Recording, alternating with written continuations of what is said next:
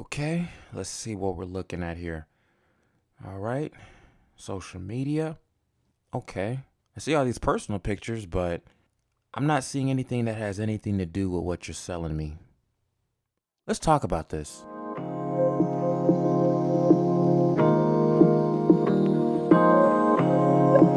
You're listening to The Creative Catalyst.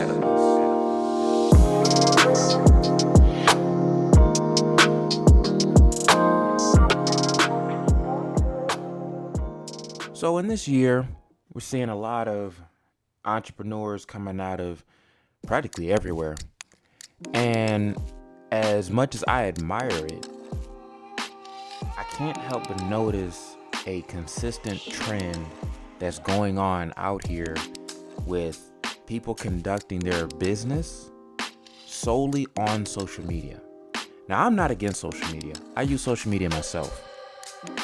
However, social media is a tool, like many other things.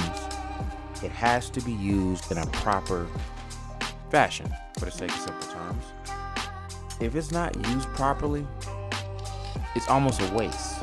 So, in today's podcast, we're going to get into using social media for your business versus having an actual website for your business. And we're going to break down some differences, pros and cons, however way you want to take it as. They're facts. Okay? So this is what we're going to get into. I want to dive into social media. I'm only going to point out maybe 5 strong points that I see are that can be taken as a negative, can be taken as a positive. So, one of the main things that I definitely see in social media is you run a risk of negative publicity. Okay? If a lot of you don't know what that is, let me break it down to you. Negative publicity.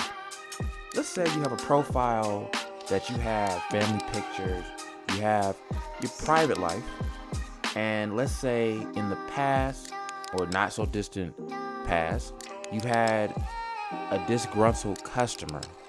Well, now, today, fast forward into the future, you have new product, new brand, new stuff, right?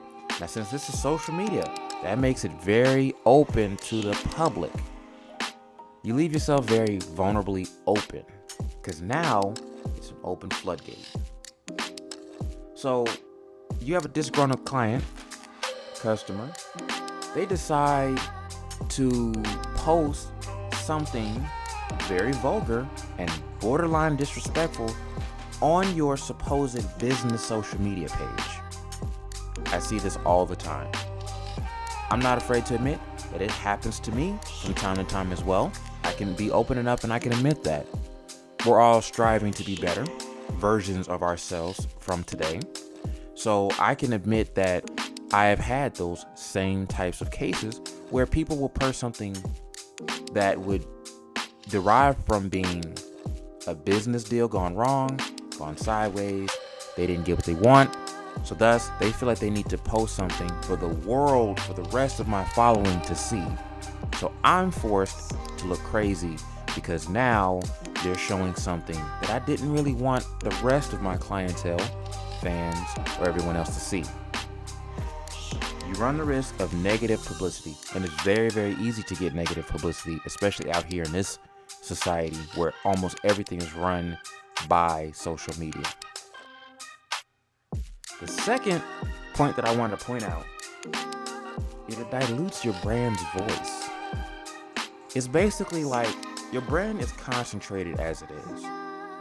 And it's like you're adding water to it. People don't get the richness and the thickness of who you are as a brand. Okay? They're not really getting the fullness of what they might be paying for. I see a lot of people charging premium prices for whatever it is that they're doing. Services, products, whatevers. Premium prices. But then on their social media, you see them either with their family, you see them basically goofing off with their friends, whatever it is that they're doing, you see these images. But then that person wants to be taken serious. That person wants you to respect them. That person even has the audacity to try to give you terms and conditions. Respect my policy. You're expecting your clients and your customers to give you this level of, okay, you're the provider and you're the reciprocant. Yes, this person is giving you money, so thus they have to do whatever you say.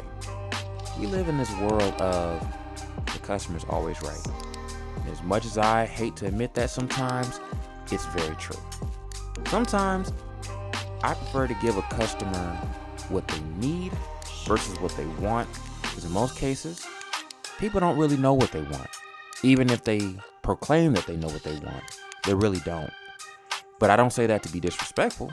I say that from the simple fact that I've studied and assessed their situation, and I'd rather give them something of value than to lead them astray. One of the most important things that I wanted to touch on is the fact that social media is very time consuming. And what I mean by time consuming is, in order to really get that volume that you're trying to get and get that regular business coming in, you have to basically keep your phone by you every hour, every day, non-stop. You're constantly checking your inbox. You're constantly checking your comment section. You're seeing how many likes you got. You're seeing if your following is growing. You're constantly babysitting something. I mean, I'm basically pointing out actual facts. You're babysitting something that should be working for you. Instead, you're working for it. It's very time consuming. Now, don't get me wrong. A lot of people can dedicate time to their social media, and I've seen it. So I'm not knocking a lot of those people. But some of you, the ones that don't have time like that, you're relying on the wrong tools to push your business. And sometimes a lot of people don't want to be called out as being that, but you know who you are. You get a long time to collect on your return on investment. For some of you mathematicians, investors out there, some of you all know that as an ROI. Whatever bit of effort or money that you put into your brand, solely keeping that on social media alone, you get a longer stretch timeline as to when you'll be able to see an actual benefit from that. Now, some people are okay with this. Some people want to take their sweet time. But if you have a goal in mind and you're striving to reach that goal or reach certain levels in your career, I'm assuming this is your career, not your part-time.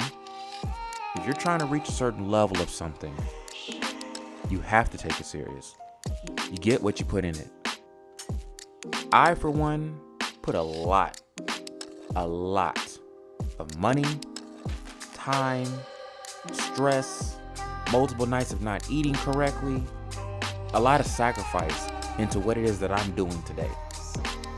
Now, it pays to be good at something. I can honestly admit that I'm very good at what I do. But look at what I've sacrificed. Friendship, relationship, time with my loved ones. I spent a lot of time to put into what I do. Now, I've reached to a certain level that I can level everything out. I can balance everything. But what I'm telling you is you gotta know where you want to fit in. Again, I'm not knocking anybody who's on social media. I'm not. But you gotta know where your pocket is. Know where your corner is. Know where you are. And the last one that I want to definitely touch on is you lose control. And what I mean by lose control, it kind of ties in to the whole thing of the negative publicity. You lose control. Let's say, for example, you post something and all of a sudden you pinch a nerve somewhere. You pinch a nerve, and next thing you know, your comment section blows up into this whole discussion board that has nothing to do with your post. Instead, you have this person blowing up as somebody else because they commented something and tagged that person into it. And the next thing you know, you're having a full-on discussion, argument, debate about a lot of nothing. I've seen it. I still see it all the time. It has nothing to do with you. It has nothing to do with your brand. You don't need that kind of situation that you can't control. On the flip side, I'm not one to just point out flaws or mistakes or anything like that just alone. I'm a solutions person. I'm the kind of person that I'm going to point out something, but then I'm also going to give you something to kind of remedy that. Just a little bit. And that remedy is a website. I can be very biased, but at the same time, I stand on both sides of these fence of social media and websites. So, one of the main things that I definitely want to point out that's a strong positive, and you can also take it as a negative as well, is up to you, is you eliminate your competitors when you have a website. When you have a website, what you're doing is you're having and you're setting up what is a platform, your platform. Think of it like a TV network, okay? Your website is that network. Your products, your services are the TV shows and the movies that go on that network. You control your dynamic based off of what you put on that website. You cutting people out. Even if there's people that do what you do, that have what you have, you can control your own narrative based off of that's your world. Can't nobody else put something on that but you. You need to value that. One of the next things that I want to touch on, which I'm seeing a lot of less in social media, is that professional and trustworthy image. When people look at your website, what they're looking at is basically, it's like someone's house. You go in, it's fully furnished, the colors are matching, you know, everything is looking right, the presentation is nice, you look put together. Thus, it develops this level of trust that I'm coming in here and I'm vulnerable. I have money. I don't know you. I'm coming in and I'm seeing you for the first time. That first impression is almost impossible to redo. I'm speaking from experience. I can only speak on what I know. So, in regards to that, you got to look at when you have that opportunity to impress a person, you have to really, really nail it. And it's almost always best to over-deliver and under-promise. That is one of my new principles that I'm trying to institute and incorporate in my daily business is I'd rather under-promise you something and over-deliver. Because you know what? That integrity is going to show that not only that I respect what I do, but I respect your time, I respect your money, and I respect your business.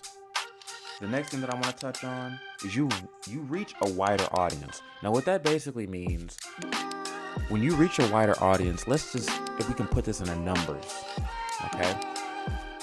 Let's say you have 3,000 friends on Facebook, okay?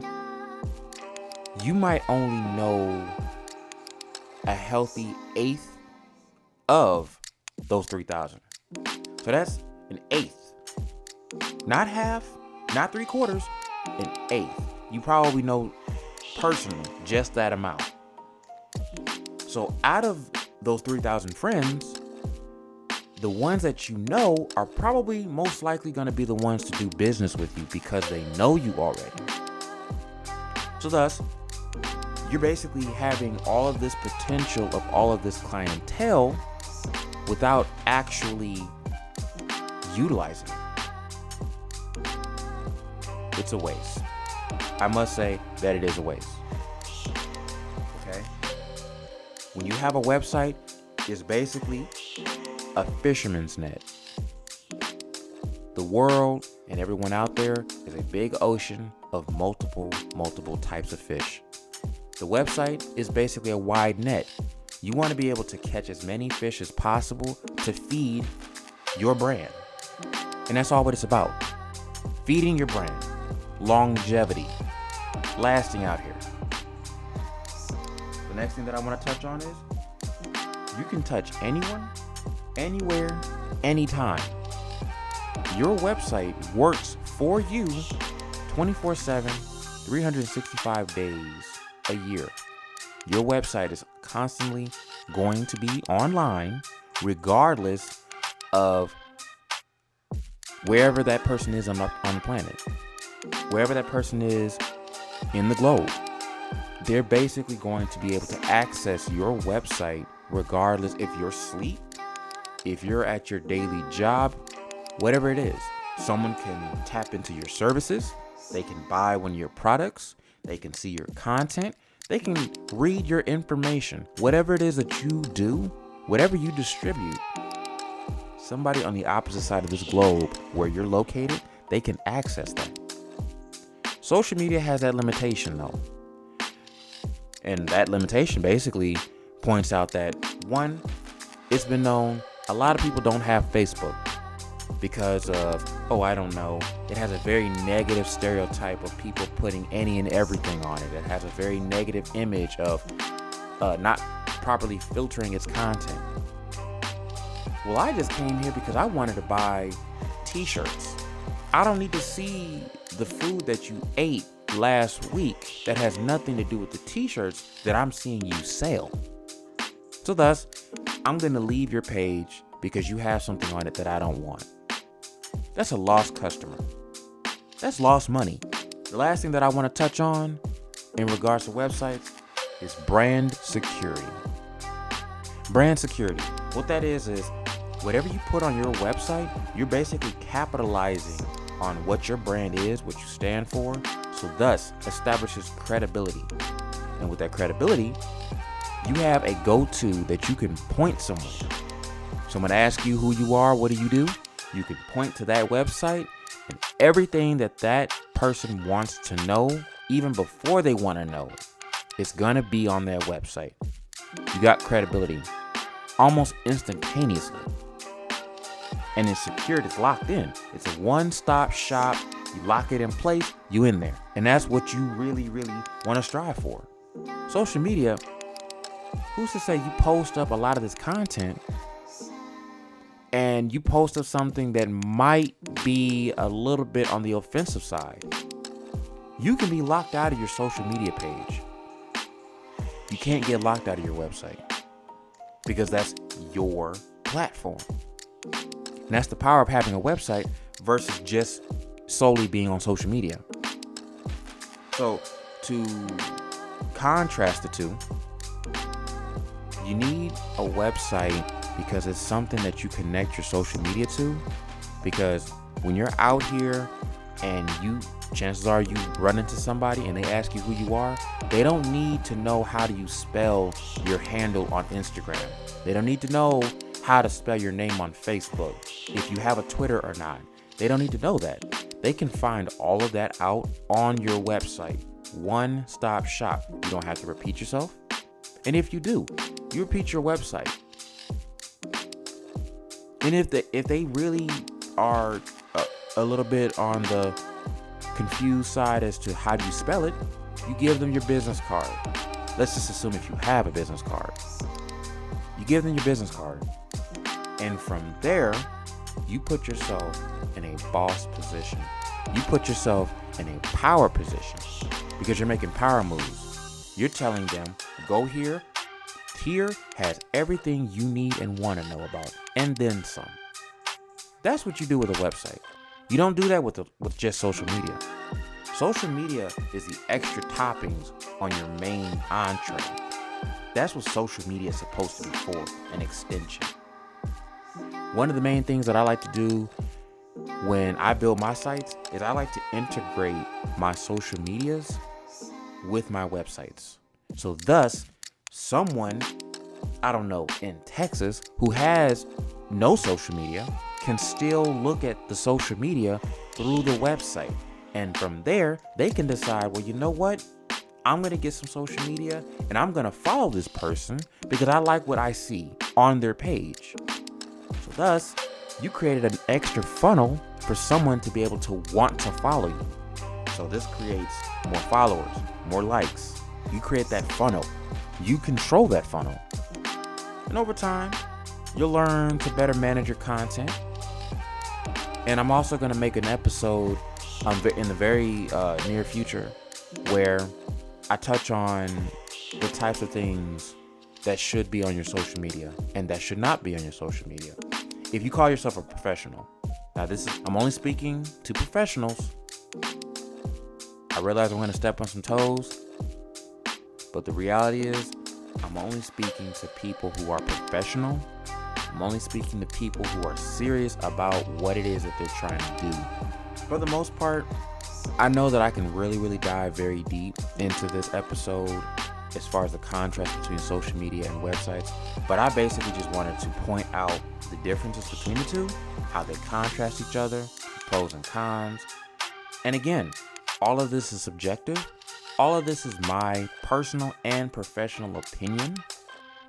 This is not anything that I pull off of other outside sources or whatever. This is solely based off of the years of experience that I've developed, what I've noticed.